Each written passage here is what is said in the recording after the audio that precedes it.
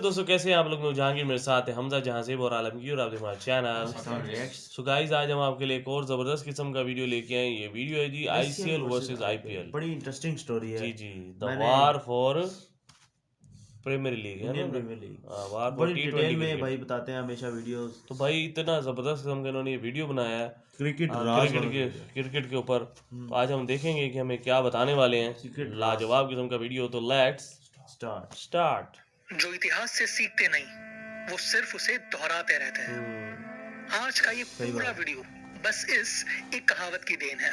कैसे आज से 40 साल पहले हुई एक वाकये ने बीसीसीआई, आईसीसी और क्रिकेट जगत को एक ऐसा सबक सिखा दिया जिसके कारण बीसीसीआई ने अपनी इमेज, पॉलिटिकल क्लाउड और कॉन्सिक्वेंसेस की कोई परवाह न करते हुए आईसीएल को बर्बाद करने में कोई कसर नहीं छोड़ी। ये है इंडियन क्रिकेट लीग की कहानी। तो कहानी की शुरुआत होती है 1976 में। ऑस्ट्रेलिया के चैनल 9 के मालिक कैरी पैकर ऑस्ट्रेलिया के चैनल ऑस्ट्रेलिया 9 में के होने वाले मालिक। टेस्ट मैचेस, खास करके जल्दी होने वाली एशेज के ब्रॉडकास्टिंग राइट्स के लिए उनके कंपनी ने बिड की थी। कैरी पैकर को अगले 10 साल में क्रिकेट में बहुत ज्यादा मुनाफा दिखाई दे रहा था, इसलिए उन्होंने अपनी कंपटीशन से कहीं ज्यादा बड़ी बिड की। पर उनके चैनल को स्पोर्ट्स ब्रॉडकास्टिंग में एक्सपीरियंस कम होने की वजह से उनको मना कर दिया गया। अब स्पोर्ट्स ब्रॉडकास्टिंग में एक्सपीरियंस की डिमांड कोई नई बात नहीं है, पर कुछ नया था तो वो था कैरी पैकर का रिएक्शन। उनका मानना था कि पोजीशन में बैठे हुए लोग किसी नए बंदे को मार्केट में उतरने नहीं देंगे। तो तुम नहीं दोगे तो मैं छीन के ले लूंगा। इस आइडिया से जन्मा कैरी पैकर का वर्ल्ड सीरीज क्रिकेट, एक पूरी तरह प्राइवेट क्रिकेट टूर्नामेंट। अब उन्हें यह पता था कि जिस समय किसी भी क्रिकेट बोर्ड को इसकी भनक भी लग गई, उनके सारे किए कराए पे पानी फिर जाएगा।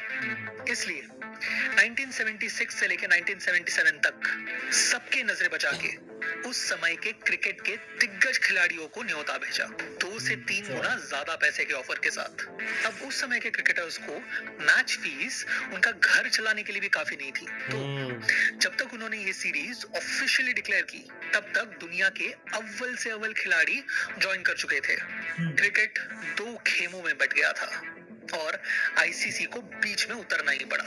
उन्होंने सबसे पहले सारे बोर्ड्स को आदेश दिया, जिन जिन क्रिकेटर्स ने पैकर के टूर्नामेंट को ज्वाइन किया हो, उन्हें इंटरनेशनल क्रिकेट से बैन कर दे। अब इंग्लिश और ऑस्ट्रेलियन बोर्ड ने इसका पूरा समर्थन किया, पर उस समय की तीसरी सबसे ताकतवर बोर्ड वेस्ट इंडीज ने प्लेयर्स को बैन करने से भी मना कर दिया और पैकर का विरोध करने से भी मना कर दिया। अब इन सब झगड़ों के बीच वर्ल्ड सीरीज ऑफ क्रिकेट शुरू हुई और धीरे धीरे दिन ब दिन उनकी ऑडियंस बढ़ने लगी। ऑडियंस बढ़ी, पैसा बढ़ा और उनको ज्वाइन करने वाले क्रिकेटर्स भी बढ़ते गए। जब तक इस सीरीज का दूसरा साल समाप्त हुआ, ऑस्ट्रेलियन क्रिकेट बोर्ड के सारे बड़े प्लेयर्स उनको छोड़ चुके थे। एसीबी बैंकरप्सी के कगार पे थी। ऐसे समय कैरी पैकर ने उन्हें ऑफर भेजा, मैं मेरी सीरीज बंद कर दूंगा अगर आप मुझे ऑस्ट्रेलिया में ब्रॉडकास्टिंग राइट्स दे और मेरे सारे प्लेयर्स को आप बिना किसी एक्शन के वापस ले ले। आईसीसी और एसीबी को चुपचाप ये सारी शर्तें माननी पड़ी। एक मीडिया कंपनी ने एक इंटरनेशनल खेल के अथॉरिटीज को अपने घुटनों पे लाके खड़ा कर दिया था।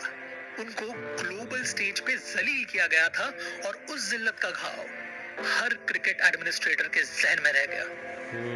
अब आते हैं सन 2000 में। एक और मीडिया कंपनी, एक और कंपनी का मालिक और एक और ब्रॉडकास्टिंग राइट्स की जंग। जी कंपनी के मालिक सुभाष चंद्र ने 2003, 2005 और 2006 में ब्रॉडकास्टिंग राइट्स के लिए बिडिंग की और हर बार अपने कंपटीशन से ज्यादा बिड किया और हर बार उन्हें मना कर दिया गया। कारण वही, स्पोर्ट्स ब्रॉडकास्टिंग में एक्सपीरियंस की कमी। उन्होंने आखिर पॉलिटिक्स में उतरकर बीसीसीआई इलेक्शंस में शरद पवार का समर्थन करके जगमोहन दालमिया को हराया।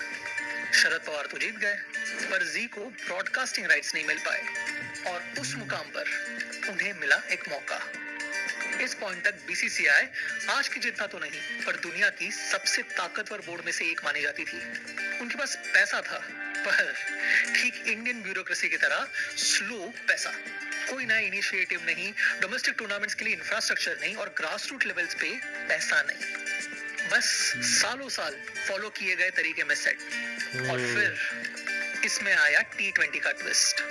2003 में जिसकी शुरुआत पहले इंग्लैंड में हुई, उसने धीरे धीरे पूरी दुनिया पे कब्जा कर लिया था। पूरी दुनिया सिवाय इंडिया के।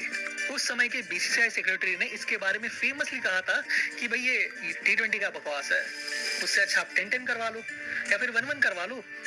तो जब तक आईसीसी ने T20 वर्ल्ड कप अरेंज किया, तब तक इंडियन डोमेस्टिक सर्किट में T20 का नामो निशान तक नहीं था। और यहाँ सुभाष चंद्र ने अपना मौका देखा। उन्हें पूरा भरोसा था कि जल्दी आने वाले T20 वर्ल्ड कप के बाद T20 घर घर का नाम बन जाएगा। इसलिए वर्ल्ड कप शुरू होने के पहले ही मई 2007 को उन्होंने इंडियन क्रिकेट लीग को अनाउंस कर दिया। डोमेस्टिक और इंटरनेशनल प्लेयर्स अलग अलग क्लब्स के लिए खेलेंगे। ब्रायन लारा, शेन बॉन्ड और इंजमाम उल हक जैसे बड़े बड़े नामों को साइन किया गया और मदन लाल, टोनी ग्रेग और किरण मोरे को बोर्ड में शामिल किया गया, जिनके चेयरमैन थे कपिल देव। अब ये बात जरा क्लियरली समझ के लीजिए।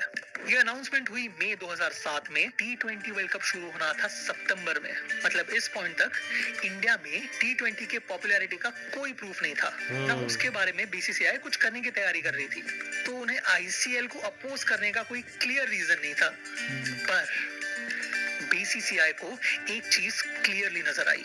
एक मीडिया कंपनी, उसका अरबपति ओनर और खुद की प्राइवेटली ओन्ड क्रिकेट लीग, मानो 30 साल पुरानी यादें सबके जहन में ताजा हो गई और बीसीसीआई सीधा जंग पर उतर आई।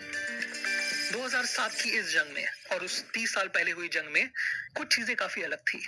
सबसे पहले कैरी पैकर को उस टूर्नामेंट का नियोजन करने में करीब करीब 1 साल लग गया था। जब तक अनाउंसमेंट हुई, उनकी सारी अरेंजमेंट हो चुकी थी, पर यहाँ T20 वर्ल्ड कप का टाइमिंग बेहद जरूरी था। आईसीएल को वर्ल्ड कप से लिंक करके उनके सक्सेस के चांसेस कहीं ज्यादा बढ़ जाते।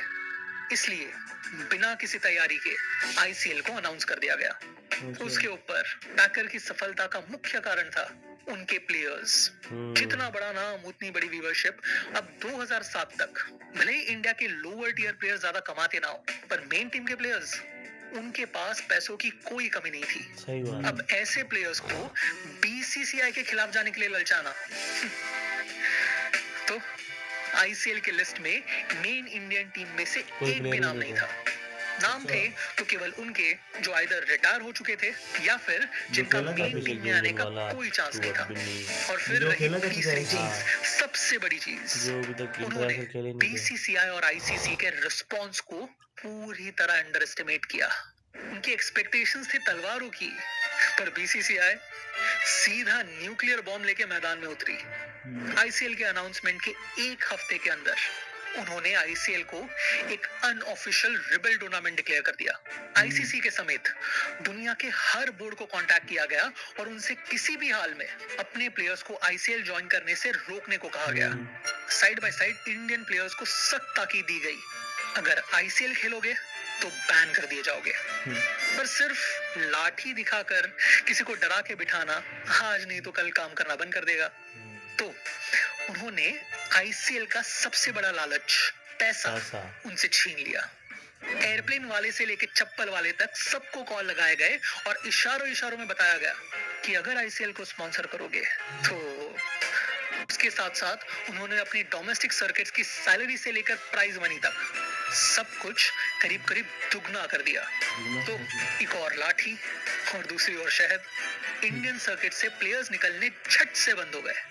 अब ये तरीका बीसीसीआई कर पाया क्योंकि उनके पास पैसा भी था और रुतबा भी। पर दूसरे बोर्ड्स का क्या? इंडियन प्लेयर्स कम होते देख जी ने पाकिस्तान और बांग्लादेशी प्लेयर्स को इनवाइट करना शुरू कर दिया और दोनों देशों के मेन टीम के प्लेयर्स राजी हो गए। बांग्लादेश का तो ये हाल था कि इतने प्लेयर्स आईसीएल को ज्वाइन कर रहे थे कि उनके नेशनल टीम को फील्ड करना मुश्किल हो गया था। तो आईसीएल के पास फॉरेन प्लेयर्स आते देख बीसीसीआई ने अपनी रणनीति बदली। चलो प्लेयर्स तो है, पर इनको खिलाओगे कहाँ पे? स्टेट एसोसिएशंस के लिए स्ट्रिक्ट ऑर्डर निकली। एसोसिएशन का कोई भी ग्राउंड आईसीएल को नहीं देना है। बस जो लोग आईसीएल को ज्वाइन करेंगे उनके स्टेट कॉन्ट्रैक्ट्स रद्द कर दिए जाएंगे। अब जी एक्चुअली इस मूव को प्रेडिक्ट कर चुका था।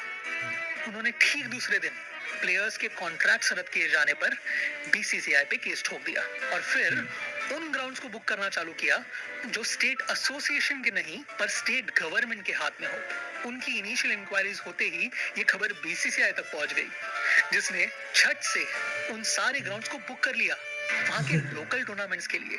अब ग्राउंड अगर ऑलरेडी बुक्ड है तो कर भी क्या सकता है कि नहीं। जी ने रिस्पॉन्स में बीसीसीआई पर अनफेयर प्रैक्टिसेस का एक और केस ठोका और back channel diplomacy through Kolkata का ईडन गार्डन्स और अहमदाबाद का एक स्टेट ग्राउंड हथिया लिया। तो लाख कोशिश करने पर भी आईसीएल के पास अब प्लेयर्स भी थे और ग्राउंड्स भी, तो बीसीसीआई ने जंग का मैदान ही बदल दिया। 30 साल पहले सीधी चोट बीसीसीआई को नहीं लगी थी, बल्कि ठेस पहुंची थी तो आईसीसी के नाम को। इसलिए बीसीसीआई ने आईसीसी से प्रेस रिलीज जारी की कि आईसीसी आईसीएल को तब तक रिकॉग्नाइज नहीं करेगी जब तक बीसीसीआई ना करे। अब आईसीसी में ऐसे प्राइवेट टूर्नामेंट्स के लिए कोई क्लियर रूल्स नहीं थे, इसलिए बात अगर इंटरनेशनल कोर्ट्स तक जाती तो मोस्टली आईसीसी केस हार जाती। इसलिए इंडिया से Lalit Modi, English board president और साउथ अफ्रीकन बोर्ड प्रेसिडेंट ने आईसीसी कमेटी बिठाई और आईसीसी का कॉन्स्टिट्यूशन ही बदल डाला। चेंज काफी सिंपल था। प्राइवेट टूर्नामेंट्स को ऑफिशियल टूर्नामेंट का दर्जा सिर्फ और सिर्फ उनका नेशनल बोर्ड दे सकता है। आईसीसी इसमें कोई दखलंदाजी नहीं कर सकती। पर तब तक जी ने उन पर दागे गए केसेस का रिजल्ट आ गया था। जी कोर्ट में जीत गई थी। ना बीसीसीआई, ना स्टेट एसोसिएशंस, ना स्पॉन्सर, कोई भी आईसीएल प्लेयर्स के पहले से हुए कॉन्ट्रैक्ट्स खारिज नहीं कर सकते। पर तब तक बीसीसीआई का असली हथियार मैदान में उतरने को तैयार हो गया था। 13 सितंबर 2007 को इंडियन प्रीमियर लीग, बीसीसीआई का खुद का टी20 टूर्नामेंट अनाउंस हो गया। क्रिकेट के सबसे बड़े नाम और क्रिकेट में कभी ना देखा गया हो उतना पैसा। अनाउंसमेंट से लेकर टूर्नामेंट खत्म होने तक आईपीएल ने आईसीएल की कबर खोद दी। जो रही सही कसर थी वो मई 2009 को पूरी हो गई, जब बीसीसीआई ने आईसीएल को ज्वाइन हुए प्लेयर्स को खुशी खुशी वापस लेने की घोषणा कर दी।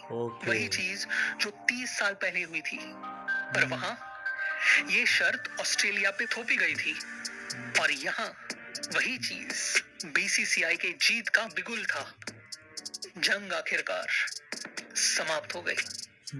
अब ये सवाल जायज है कि बीसीसीआई का ये सब करना सही था या गलत, और उससे भी ज्यादा जरूरी लीगल था या इलीगल। इस सवाल का जवाब बीसीसीआई अगले 10 सालों तक कोर्ट्स में देती रही। पर मुझे एक बात की खुशी है, आईसीएल की जंग हो या उस कैरी पैकर की, दोनों में अंत में फायदा क्रिकेट का ही हुआ। वहां पैकर सीरीज में coloured clothing, restricted field setting जैसे कई नए रूल्स इजाद हुए, ऐसे रूल्स जो हम आज तक इस्तेमाल करते हैं। और यहाँ आईपीएल शायद ऐसे ना वैसे बन ही जाता, पर डोमेस्टिक लेवल पे रीस्ट्रक्चरिंग से लेकर 1 साल के अंदर पूरी टूर्नामेंट खड़ी करना मतलब बच्चा तभी पढ़ता है जब एग्जाम हो, ऑफिस तभी हिलता है जब डेडलाइन हो, और काम तभी होता है जब आग लगी हो, है कि नहीं? क्या बात, बड़ी जबरदस्त स्टोरी भी थी और वीडियो थी। वीडियो बंदे ने यार क्या कमाल की वीडियो कमाल कर दी। यानी उसने वो किस तरीके से उसने वो बातों को जोड़ा होगा कैरी पैकर की सीरीज को लेके आईपीएल तक। इस तरह से उस बंदे ने उन दोनों को आपस में मिलाया है और एक बड़ी जानदार किस्म की एक स्टोरी बनाई है। और वो वाकई हकीकत है कि मीडिया ग्रुप जो है ना वाकई में पावरफुल होता है। तो बेसिकली बोला क्या बात है, बीसीसीआई था इंडियन क्रिकेट बोर्ड, उसका मुकाबला कर नहीं सकता था बंदा, उसके बस की बात नहीं। लेकिन यार इंडियन क्रिकेट बोर्ड था बड़ा, लेकिन नेशनल बोर्ड था, वो नेशनल सरकार के साथ कौन लड़ता है यार, लड़ सकता है? सही बात है, गवर्नमेंट के साथ कौन लड़ सकता है? कोई नहीं लड़ सकता। जो यार उनको कॉन्ट्रैक्ट नहीं मिल रहा था, वो उन्होंने बगावत कर दी भाई। गवर्नमेंट यार, जब गवर्नमेंट का इकदार है, गवर्नमेंट के इकदार से कौन लड़ सकता है यार? सवाल नहीं पैदा होता। शायद इसी वजह से उन्होंने बगावत के लिए इसको कॉन्ट्रैक्ट ना देते हो कि इसके अंदर बगावत की बू आती है। कोई चक्कर होगा, कोई तो चक्कर है ना, जो भी चक्कर हो। बहरहाल उसके बावजूद देखे ना, वो जो करता है ना, जी को कोई मिला तो नहीं है ना? नहीं बेसिकली नहीं, भले क्या बात है, कभी कोई स्पोर्ट्स का इवेंट कराया तो नहीं, नहीं। जी ऐसे ही अगर चल रहा होता ना, ऐसे ही चल रहा होता, उसके जो पैसे कमा रहे होता ना, इसके बंदे के प्राइवेट लीग के पास जा रहे होते। अब जी जो है ना, आईपीएल का जो पैसा बीसीसीआई को जा रहा है, वो इंडियन क्रिकेट बोर्ड को जा रहा है, इंडिया को जा रहा है, इंडियन गवर्नमेंट को जा रहा है, ये फायदा जी जो है ना स्पोर्ट्स में इतना आगे नहीं है जितना वो म्यूजिक और फिल्म इंडस्ट्री में है। जी म्यूजिक, जी जी सिनेमा, जी सिनेमा, जी न्यूज़ भी बहुत आ गया है, जी सिनेमा। आप तो लेकिन आईपीएल को जहाँ तक स्पॉन्सर कर रहा हो। मुझे जहाँ तक मुझे अंदाजा है, जी तो सोनी ने खरीद नहीं लिया जी को।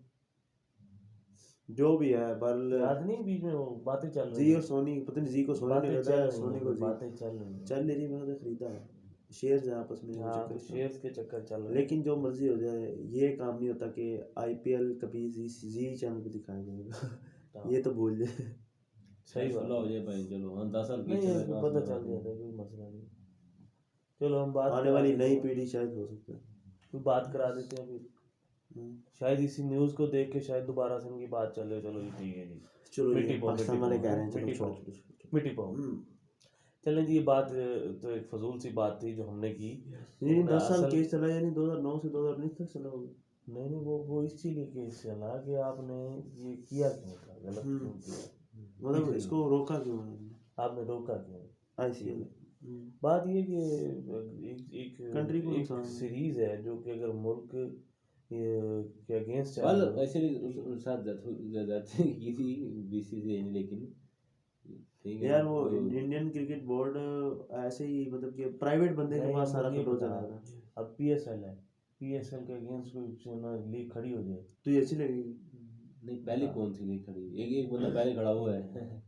मतलब तू कह रहा है इन्वेंट उसने किया है तो हाँ। मजा वो लूट गए। बेशक उसको रोक उसने के भी ना, इन्वेंट नहीं किया, इवेंट इन्वेंट उसने ही नहीं किया। नहीं फिर मेरे साथ मतलब कब होता है, जब उसको कुछ ना कहते, अपनी अपनी लीग शो कर देते, अपना ऑफर शो कर देते, जो ऑफर ज्यादा अच्छी होती, जहाँ लोग ज्यादा आते हैं वो नहीं यार, फिर आईसीएल अभी भी चल रही होती है। खत्म हो जाती है पता क्या, IPL। ये लीग जो होते हैं ना, ये जो टूर्नामेंट्स होते हैं, ये इसका हक जो है वो बेसिकली वो गवर्नमेंट के पास ही है। बोर्ड के पास होना चाहिए ना। सही है, बोर्ड जिसको चाहे उसको दे।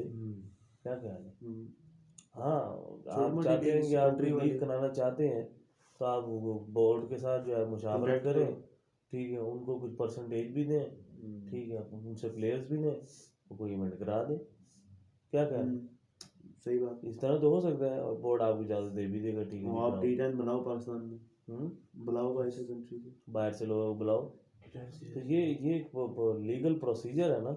लेकिन अगर आप चाहते हैं कि आप बोर्ड के खिलाफ खड़े होकर लोग उनके खिलाफ बगावत करने की मजबूर करेंगे, तो ये तो गलत है। इसलिए ये था वीडियो। आपको हमारा रिएक्शन कैसे लगा मुझे बताना। जाने से पहले आपसे कहेंगे हमारे चैनल को सब्सक्राइब करें, लाइक करें, Keep watching podcast। की बात आसान है।